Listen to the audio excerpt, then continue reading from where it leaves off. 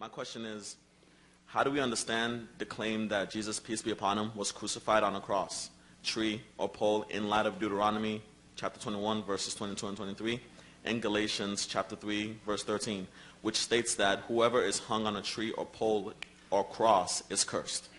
Thank you.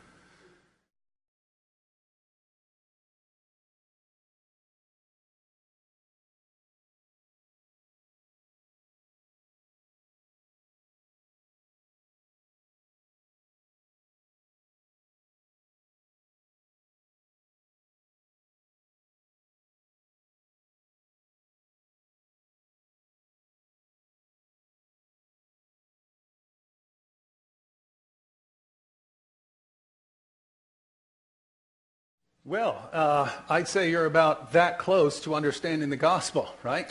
Because we know Jesus is righteous according to both the Bible and the Quran.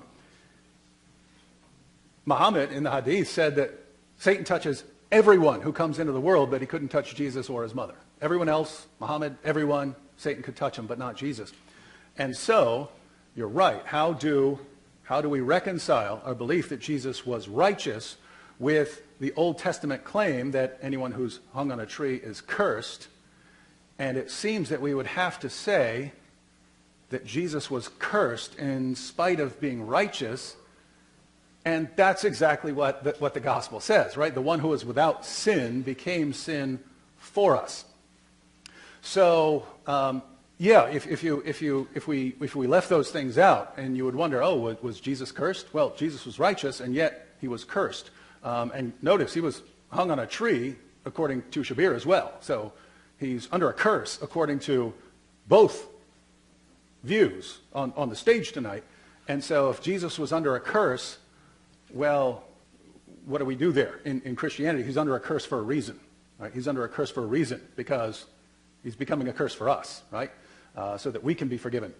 As far as other interpretations, I guess he's under a curse because he was hung on a tree, but I don't know. Shabir's about to answer, so he can explain what he would think about Jesus being hung on a tree.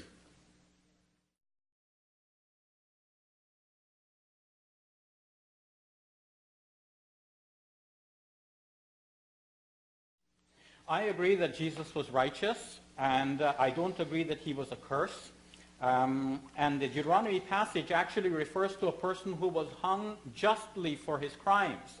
So he's under the curse of God, according to Deuteronomy. Paul misunderstood this, and though Jesus was unjustly hung, Paul said Jesus became a curse, but he's a curse for us.